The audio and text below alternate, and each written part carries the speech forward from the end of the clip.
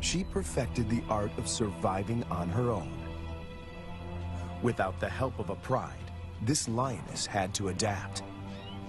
When she hunts, the combination of patience, power, and speed is spectacular.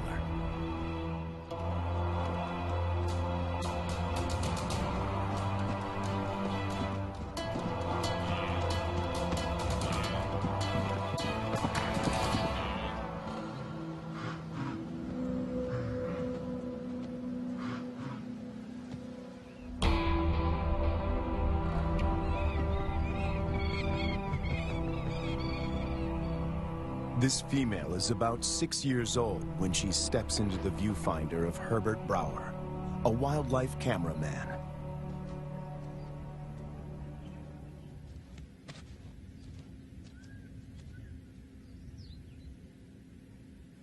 She'd been rarely seen, and if then only at a distance.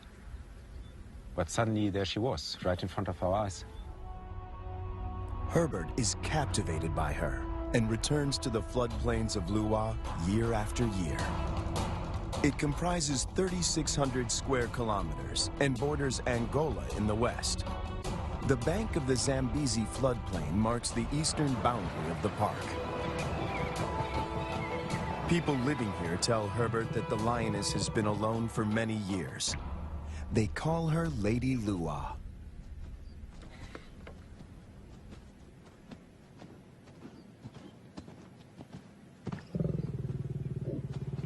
When she rolls for him, a bond develops between them that will have far-reaching consequences. There was one thing, though, that she could not overcome, and that was her isolation. It took me 3 years of filming here on the plains, though, to understand how lonely she really was. At night, she follows Herbert into his camp.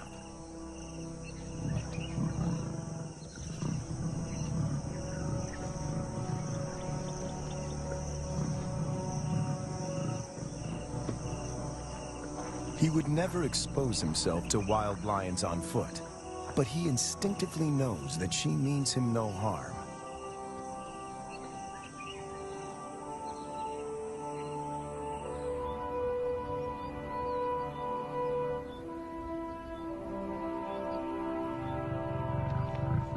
It is true that female lions can survive on their own, but they only thrive as members in a pride.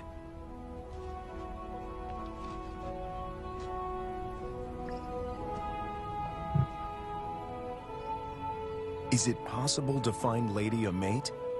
And could they produce cubs and form a new pride? These are the burning questions facing Herbert and experts at African parks.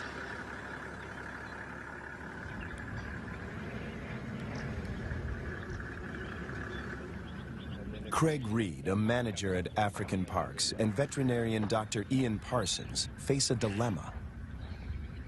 Reintroducing a full pride of lions into Luwa could cause havoc. If one cow is killed or one person attacked, the local population would be up in arms. If they find her a mate, she will hopefully teach him and their cubs to stay away from cattle and people. The project is even more viable if she can transfer her impressive hunting skills. It takes 4 years of detailed planning to get the project off the ground. Lady is now collared to keep track of her movement. The average age of a lion in the wild is 16. She has about 6 years to produce a litter.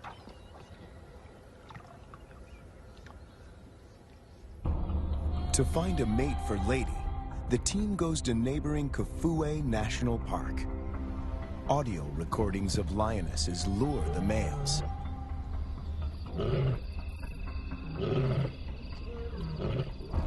Wildlife vet Dr. Ian Parsons darts 2 males.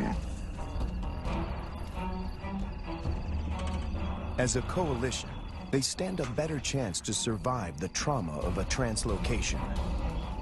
The big question on everyone's mind is whether these two males will bond with Lady. If they do bond with her, she might be able to teach them how to keep a low profile and avoid the villages.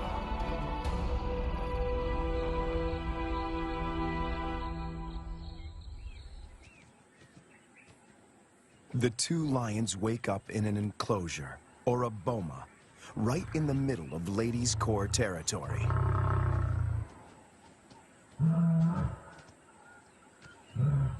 One of the males is 3 years old, the other a bit younger.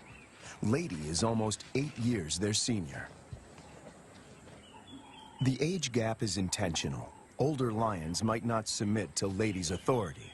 Hopefully, these youngsters will.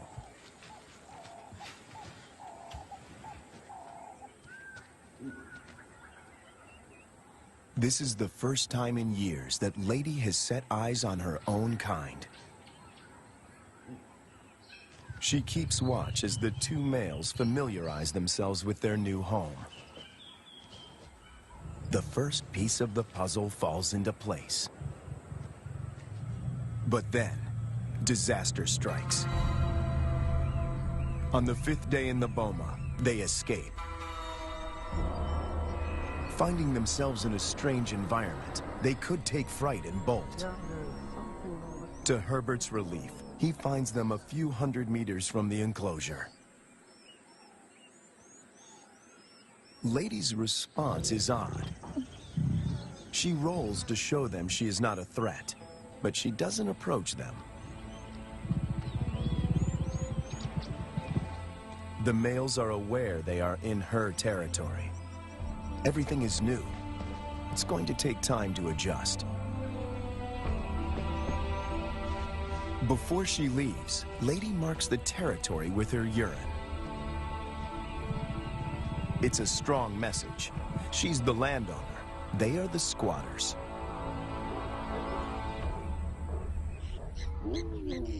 And then she leaves them. The presence of two new lions in Lua has a huge impact on the local residents. It's not only villagers that are now at risk. The arrival of the two lions jeopardizes the hyena's position of power.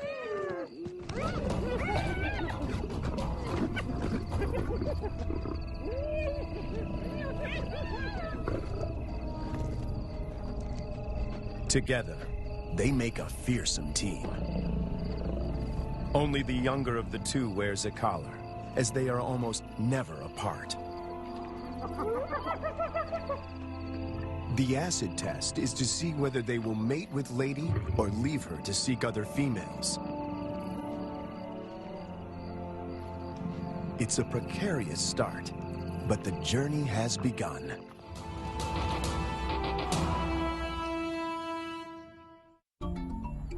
Almost 3 years go by without incident. It's November, the beginning of the rainy season. Thousands of wildebeest pour into Lady's territory. The males are hardly recognizable. They are now almost 6 years old, and their bodies are beefed up, their manes more pronounced. After all this time, they're still together and have bonded with Lady, who seems to be doing all the hunting.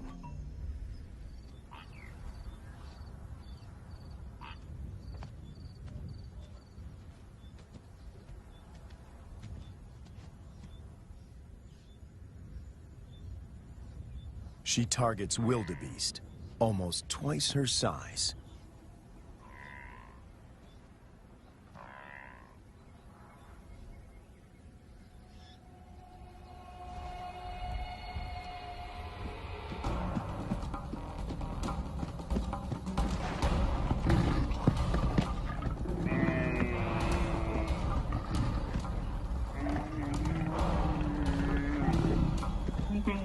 With a powerful bite to the neck, she suffocates her quarry.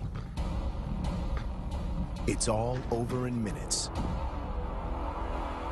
The meat from a small calf could keep her going for a few days, but she's not hunting only for herself.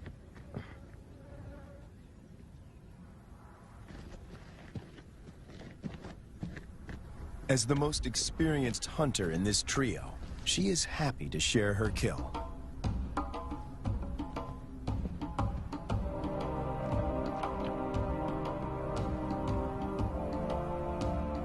The fact that she allows the males to join her and that they don't chase her off the carcass is significant. Eating together is the first building block of a pride.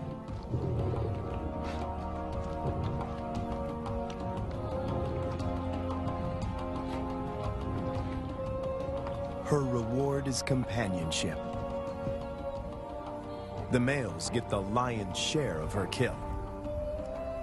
They gorge themselves and can eat up to 1/4 of their own weight in one sitting.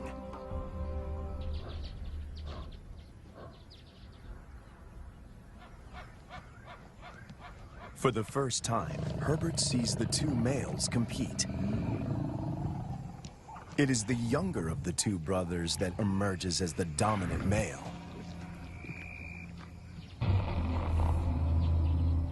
He's the one that follows her when she's in estrus.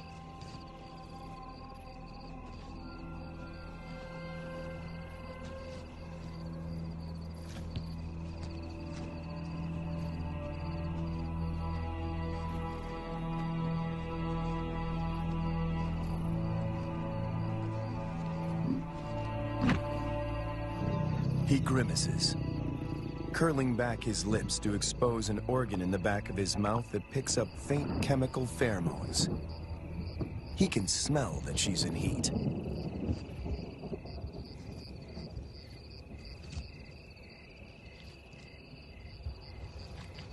It's the dance Herbert has been waiting to film for years. The brother watches from the sidelines.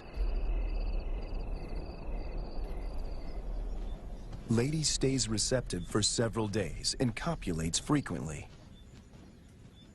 Both males stick to her like glue. They won't fight over her. As members of the same coalition, they come to a gentleman's agreement. If the dominant brother tires, the other might get a chance to mate as well. Now she rolls, not to greet Herbert, but in submission.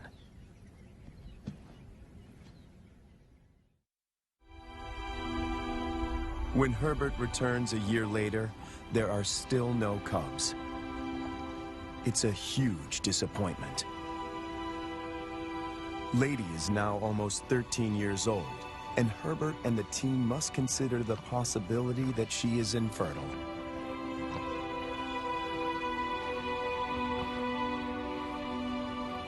If that's the case, the males might leave her and start roaming, looking for other females to propagate their bloodline. And that will bring them in direct contact with villagers.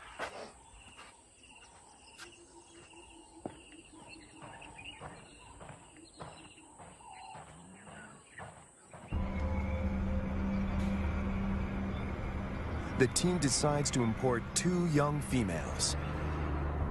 And that takes them back to Kafue.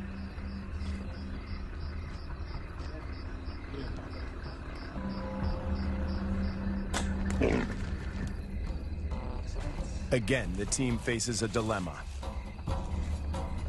If the females are too old, they might injure Lady or drive her out of her territory. Too young, and the males might kill them.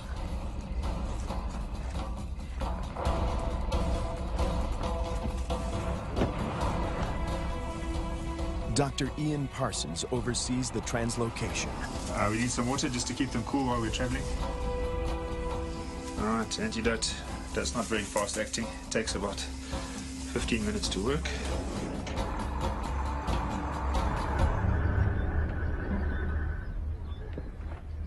Tranquilized and blindfolded, the 2 females begin their journey to Lua. Their arrival is coded in irony. The tribe settled here more than 100 years ago on the orders of the first king to protect the wildlife.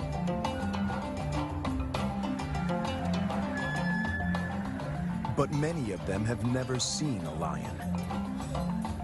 And yet lions have always played an important part in the biodiversity of Lua. African Parks aims to restore the imbalance. But this is only possible if Lady remains the central character. She has to teach the new arrivals the lay of the land, and teach them to keep away from villages. The question now is whether she can transfer these skills in time. The two lionesses are collared with radio transmitters before being released into the enclosure.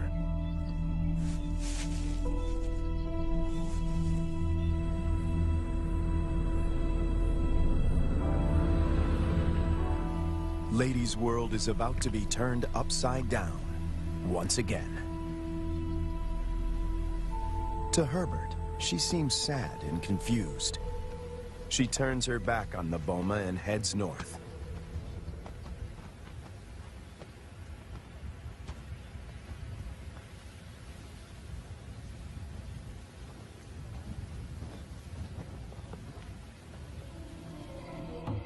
The males, on the other hand, are very interested.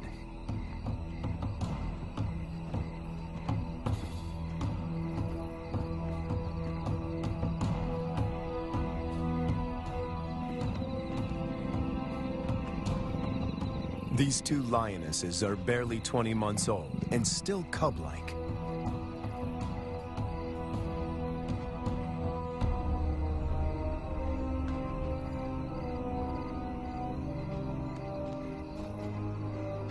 Male lions are known to kill cubs they haven't sired. No one knows how this will play out.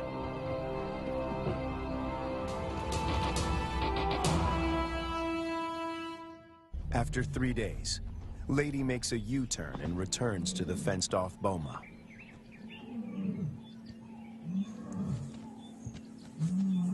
The two young females respond to her calls.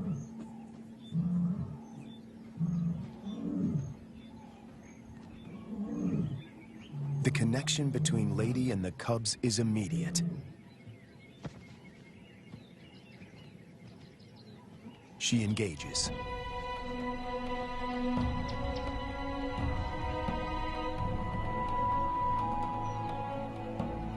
Cats are vulnerable when they expose their undersides. When they roll, they express submissiveness.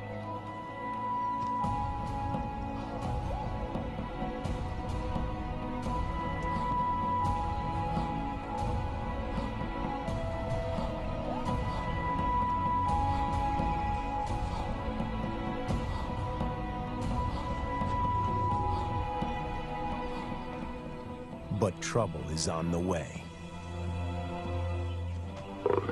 Lady's body posture changes. She knows that the males could attack these new residents.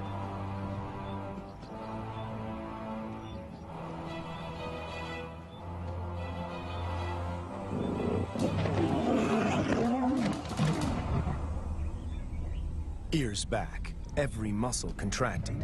She puts the males in their place.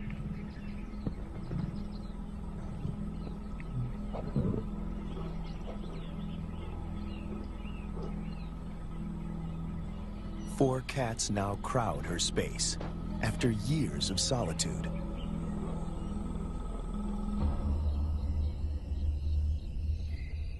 When the males were in the boma, Lady disappeared for days. But now she is intrigued by the cubs. She keeps constant vigil. The electrical current that runs through the fence is non-lethal, but does give a sharp jolt. Lady is clever. She discovers a broken wire and tries to gain access where the circuit is breached.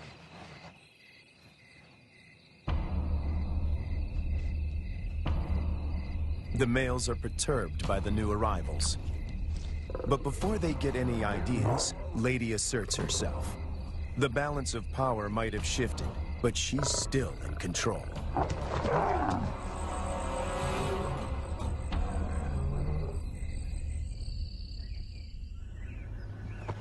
After 5 weeks in the boma, the team feels the young females are ready to be released. Not sure how the males will react, they lure them away with a fresh carcass.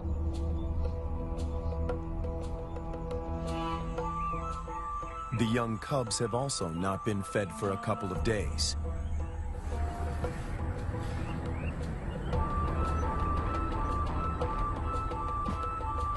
When the gates open, a new chapter begins.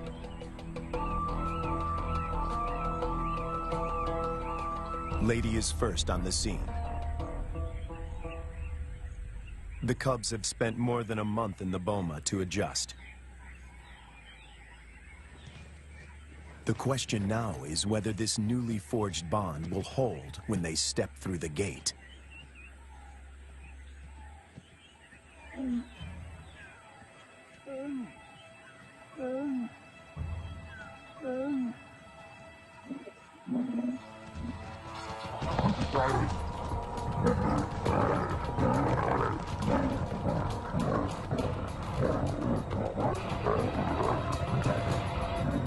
The first encounter turns into a catfight.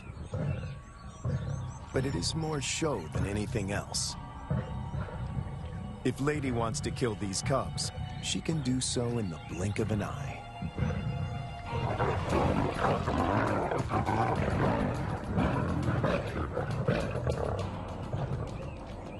The first contact might seem aggressive, but it plays out according to plan. Lady is doing exactly what the team hoped for.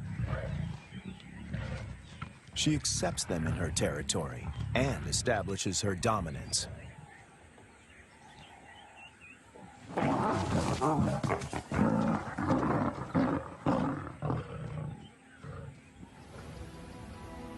The landscape of Luwa now looks very different from the days when Lady followed Herbert to his camp.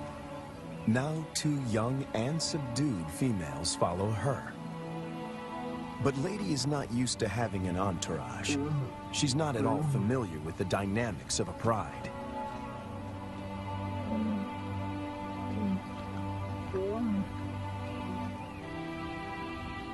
Now that she has her freedom back, she does the unexpected. She abandons them.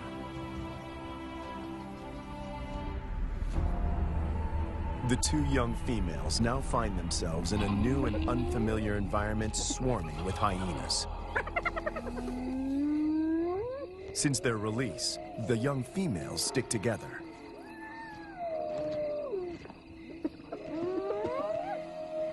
But their lives are in real jeopardy.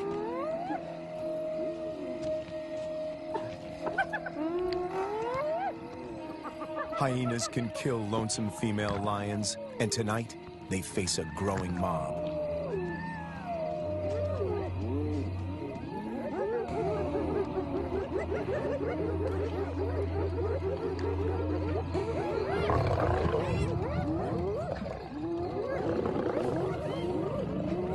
In no time, the newcomers are surrounded by a hungry and ferocious clan.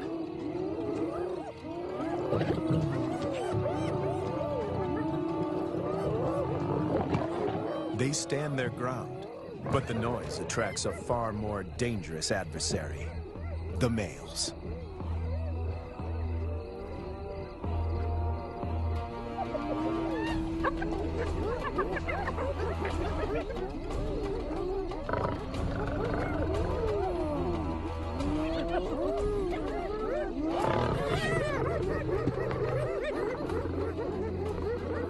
The 2 brothers have finally tracked down the youngsters in the wild, and Lady is nowhere in sight to protect them.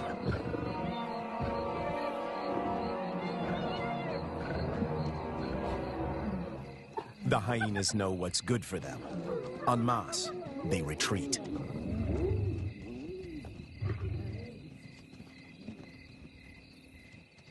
This is their first encounter with the males outside the boma. Anything can happen. The brown-collared female is first to bolt. The white collar is cornered before she can escape.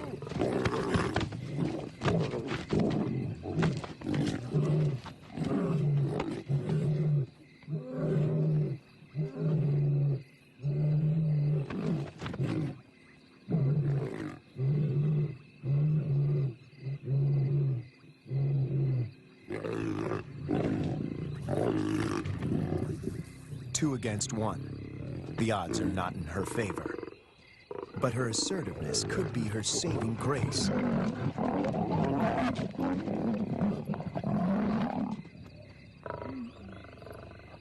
At the right moment, she crouches in submission.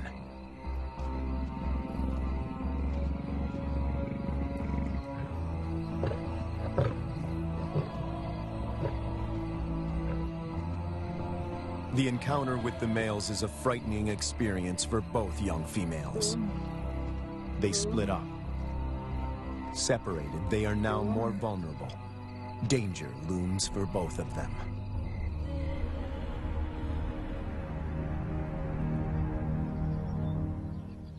The team manages to track down the females, and they are reunited.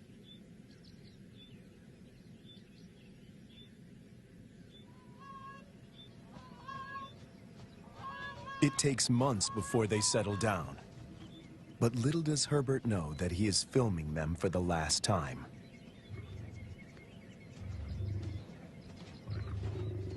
The next day, the brown collar is gone.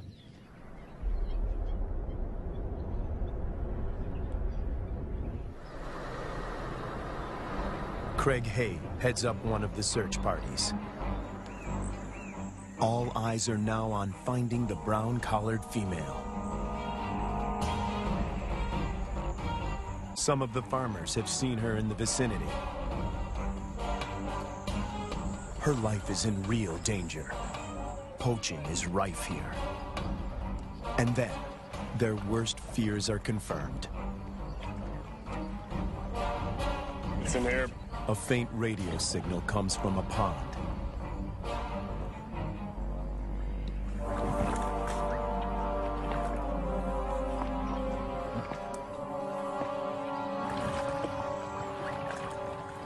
Guys, I got it. It is the brown collar. It's been cut. Yes, been cut with a sharp knife. It's a definite cut. You see, so someone found the lion and threw this in. Or killed the They lion. killed the lion and threw this in. The mood is one of despair.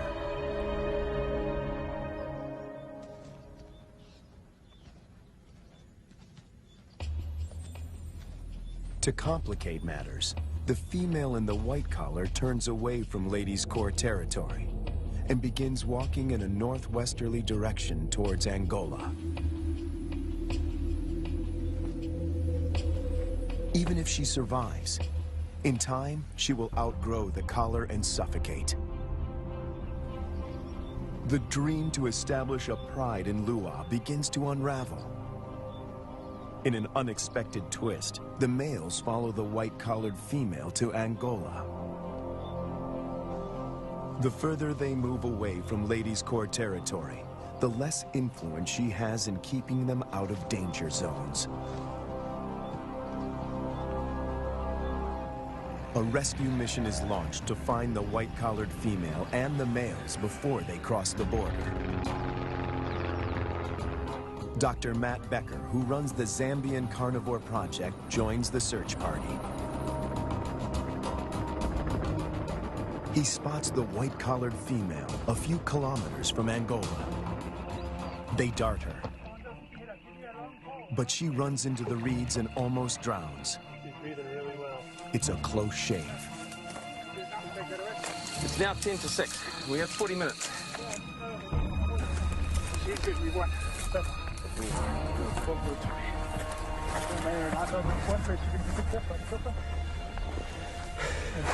sure it doesn't have their nose.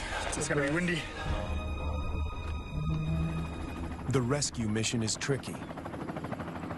The small helicopter can barely lift her, and the ground team must help before the pilot manages to get his precious cargo airborne.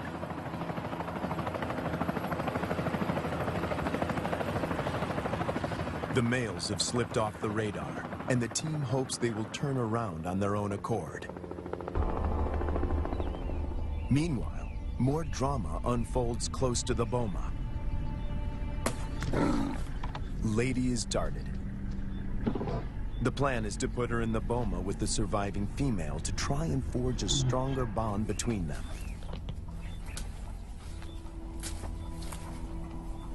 It is the most difficult decision the team has had to make until now. Lady has never been deprived of her freedom. She gets a quick medical checkup and a new collar. The young female, tranquilized, is already in the boma.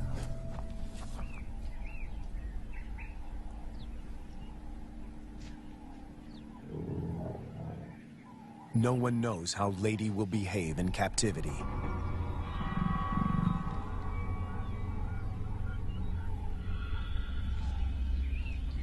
Locked up and frustrated, she could turn violent and kill the youngster. A power struggle is inevitable.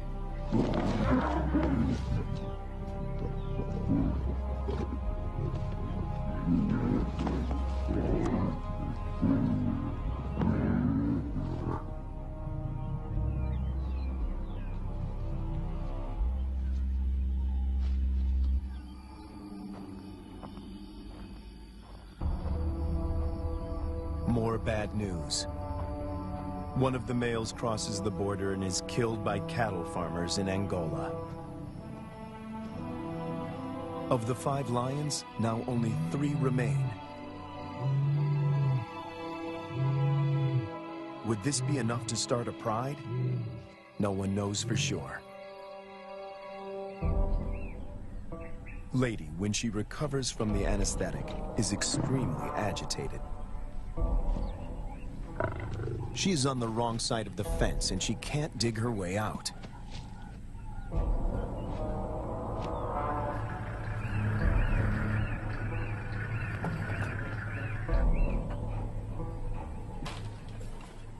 The young female, on the other hand, is familiar with the enclosure.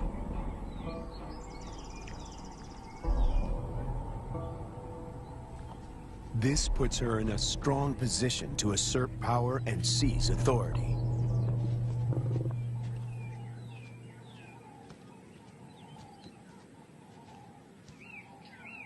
Clearly upset, Lady seeks refuge in a tree. Herbert thinks this elevated position is her attempt to retain control.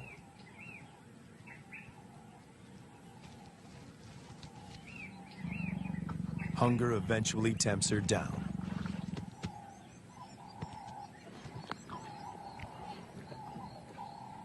For Herbert, it's difficult to watch. This is a situation which I never thought would happen, is that Lady would need to be put into the boma. Now, she's been roaming free for all her life, which is probably about 13 years, 14 years, and now she needs to be locked away.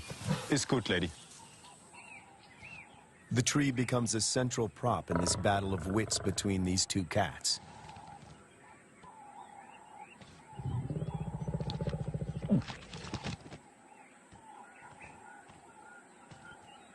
The young female catches on very quickly. She is lighter. If height is of any consequence, she can go higher.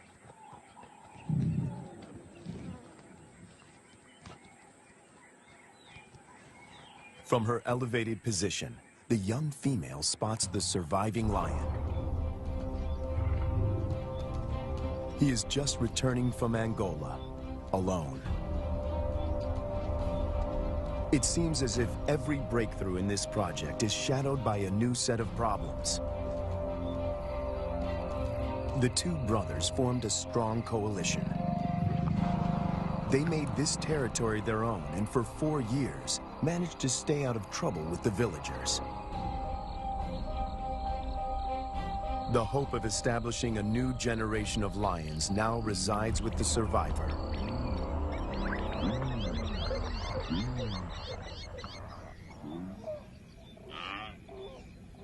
Lady and the young female emerge from the boma after 7 weeks. The outcome of the bonding exercise is disappointing. They split up.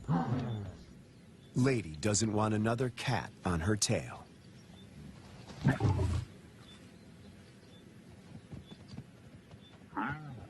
But the time in the boma did benefit the young female.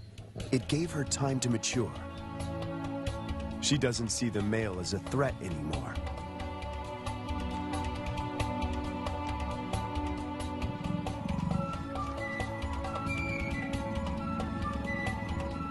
There is an explanation for her playful behavior.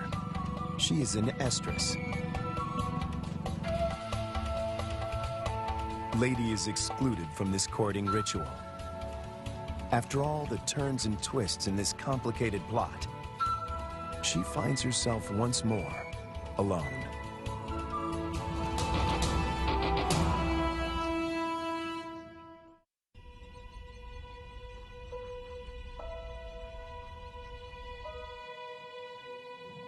After hunting alone, the young lioness returns to the male. She is ready to mate.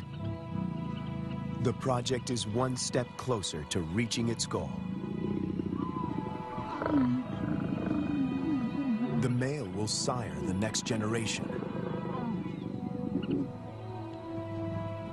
But what about Lady?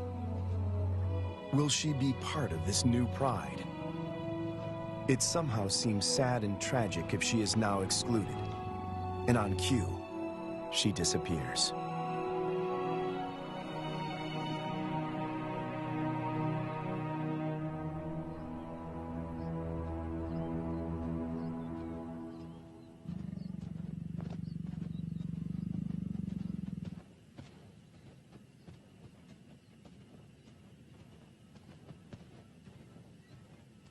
The male now follows the young female when she hunts. To feed both of them, she must target bigger prey.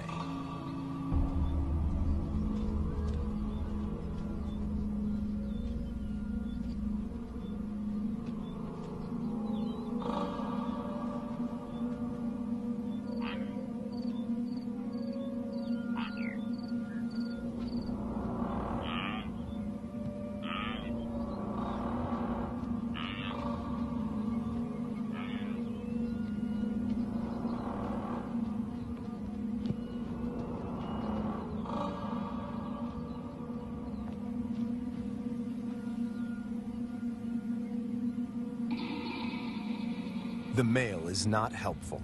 His overeagerness spoils the hunt.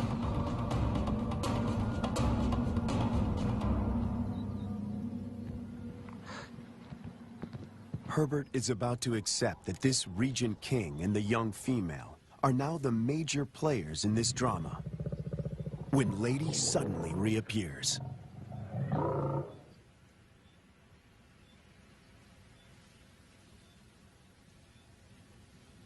The young female watches the reunion from a distance.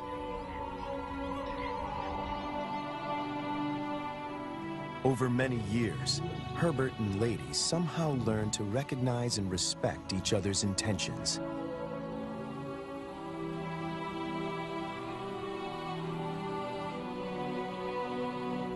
When she looks at him now, he feels he can almost hear her asking, "Is this what you wanted?" In the presence of the male, Lady lies down with the young female. This is what a pride looks like.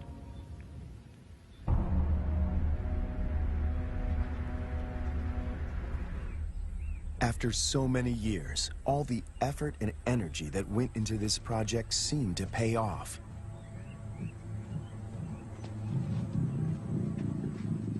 The young female frequently mates with the lion in Lady's presence.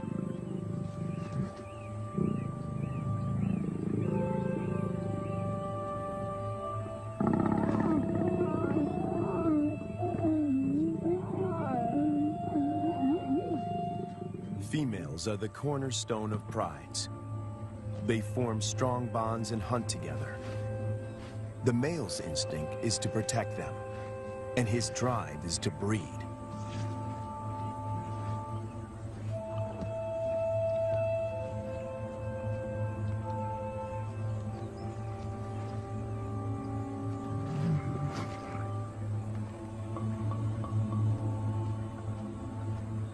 But a female in estrus that leads to mating is not a guarantee that this new pride is stable and secure.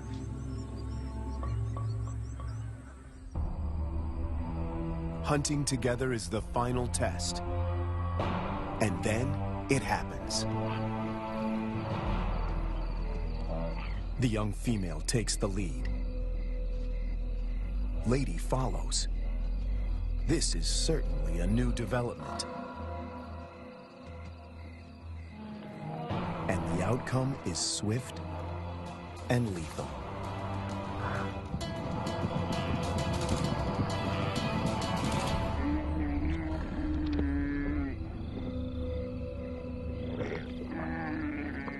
In all his years at Lua, this is the first time that Herbert films Lady not hunting on her own.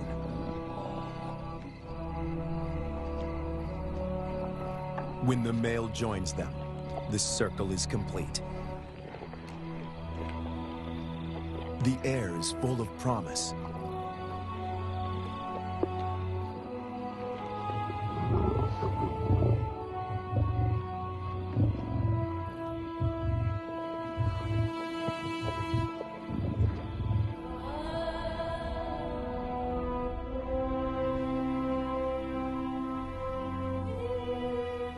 Lady remains the central force and protector of this new pride. She may not give birth to the next Lion King, but she will make sure that he has a kingdom.